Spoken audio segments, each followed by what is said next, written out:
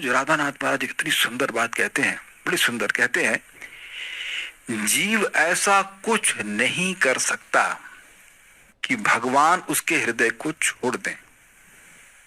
लेकिन मैं एक बात आगे बढ़ाऊंगा, लेकिन जीव को बहुत कुछ करना पड़ेगा कि भगवान हृदय में अपने को प्रकट कर ले।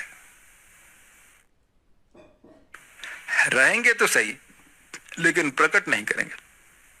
प्रकट तभी करेंगे जब भगवान की भक्ति की जाती है 3 गुणों से युक्त होकर के। 3 गुण क्या है?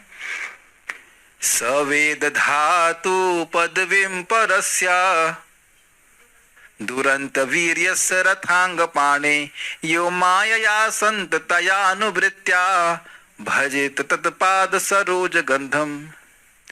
वही व्यक्ति सवेद धातु, विधाता की, भगवान की महिमा को वही व्यक्ति समझ सकता है। सवेद धातु पदवी, उनकी पदवी को, उनकी स्थिति को वही व्यक्ति समझ सकता है।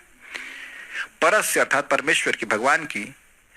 दुरंत वीर्यस्य रथांग पाणे, जिनका वीर, इनका पराक्रम समझना बड़ा कठिन है। तो क्या ब्रह्म की बात कर रहे हैं? कहते नहीं नहीं नहीं, रथांग पाणे, जिनके रथ में, जिनके अंगों में रथ का, जिनके हाथ में रथ का अंग अर्थात वो पहिया है, कृष्ण की बारे में बात कर रहे हैं। वही समझ सकता। कौन समझ सकता है? यह अमाया, जो निष्कपट भाव से संततया, निरंतर और अनुवृत्तिया भगवान को प्रसन्न करने की भावना से भजेता, उनका सेवा करता है, तो तत्पाद सरोज गंधम, उनके चरणों की गंध को वह अनुभव करता है, अर्थात भगवान के चरणों की गंध का अनुभव करके विषयों को त्याग देता है। कुछ समझ रहे हैं? 3 गुण, निष्कपट भाव से, निरंतर यानी आज किया कल छोड़ दिया ऐसा नहीं, और